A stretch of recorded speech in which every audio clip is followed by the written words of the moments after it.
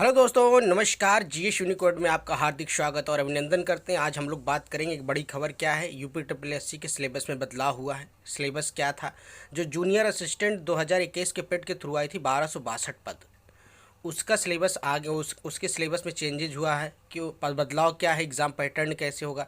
पहले academic marks जुड़ते थे, जैसे कि हाई इंटर के, उसके बाद एक ग्रेजुएशन के मार्क्स 30 मार्क्स जुड़ते थे, उसको अब हटा दिया गया है। और इसके लिए सेफ कट ऑफ क्या रहेगी? पेट की कट ऑफ के बाद कितने बच्चे इसमें एलिजिबल होंगे? देखिए 1262 पदों पे वैकेंसी निकल चुकी थी, आप लोगों ने फॉर्म भर दिया था, अब उसका सिलेबस आ चुका है और उसमें यूपी ट्रिपल एससी ने इस बार सिलेबस में बदलाव किया है। एग्ज़ाम पैटर्न में भी क्या बदलाव हो गया, इसके बारे में बात करेंगे। और सिलेबस में क्या क्या अब दे रहेगा अगर एकेडमिक 30 मार्क्स को हटा दिया गया है। इसके बाद इसमें टाइपिंग होती है, मेंस का एग्ज़ाम है, प्री के बाद जैसे कि वो पेट के बाद मेंस है, मेंस के बाद इसका टाइपिंग होनी है। तो अब और उसके बाद वीडियो में क्या कुछ चेंजेज होगा कि नहीं होगा, इसके बारे में बात करेंगे। अगर आयोग अब इसका एग्ज़ाम कब तक कराएगा? देखिए वीडियो का जो री एग्ज़ाम था 2018 का, तो उसका एग्ज़ाम तो डेट फिक्स हो गई है 26 और 27 जून को। उसके बाद जो अभी निकाला गया है पंचायत अधिकारी का, उसका कभी क्या होगा। चलिए बात करते हैं क्या न्यूज़ है।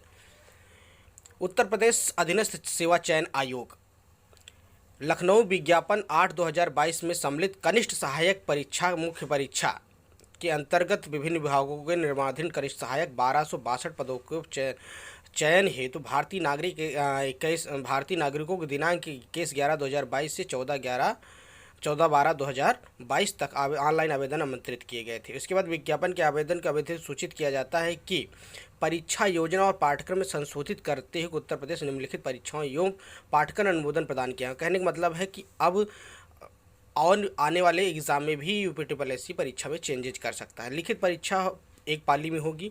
प्रश्नों की संख्या कुल 100 होगी, याद रखना है। समय 2 घंटे होंगे। वस्तुनिष्ठ प्रश्न होंगे, मतलब कि बहुविकल्पीय प्रश्न होंगे। और एक प्रश्न एक आंसर का होगा, मतलब 1 नंबर का होगा। और उसमें ऋणात्मक नेगेटिव मार्किंग 1/4 होगी, जिसमें कि 25% अंक काट लिए जाएंगे, याद रखना है। अब एकेडमिक मार्क्स को हटा दिया गया है, सिर्फ 100 नंबर की परीक्षा आपकी होनी है। किसकी? कनिष्ठ सहायक की 1262 पदों की जो हुआ था, है ना, याद रखना इस चीज़ को। अब सिलेबस में देख लेते हैं क्या क्या सिलेबस उन्होंने नया रखा है। चलिए इसके बारे में बात कर लेते हैं। सिलेबस क्या है? परीक्षा योजना, परीक्षा के विषय, प्रश्नों की संख्या, कुल अंक, दिया गया समय नीचे अवधि सारणी के अनुसार क्या। पहला भाग 1 में हिंदी, परिज्ञान और लेखन योग्यता रहेगी। प्रश्नों की संख्या 30, अंक कितने भी रहेंगे? 30 रहेंगे।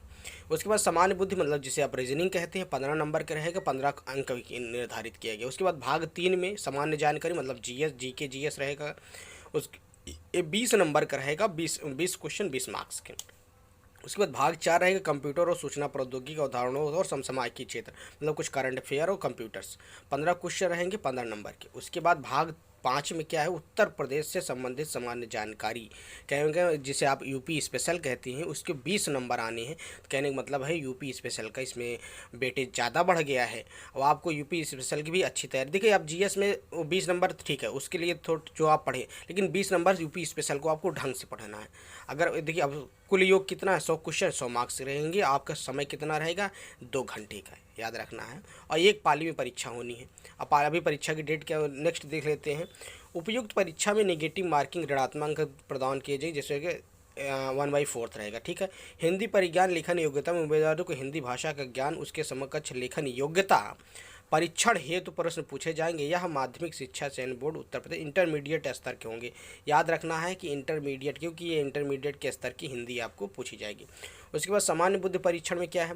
इस परीक्षण के उद्देश्य की परिस्थितियों को समान विभिन्न तत्वों के विश्लेषण की पहचान करना, तर्क की योग्यता को मापन करना। परीक्षण में प्रश्न ऐसे अनुदेशों समझने, संबंधों, समानताओं और समानताओं को पता लगाने, निष्कर्ष निकालने, इसी प्रकार की बौद्धिक क्रियाओं को आधारित प्रश्न होंगे। कहने का मतलब रीजनिंग में आपका देखिए रीजनिंग पूरा आएगा, इसमें कोई नहीं। देखिए पहले से भी इसके बारे में बात करेंगे कि क्या क्या पूछा जाएगा।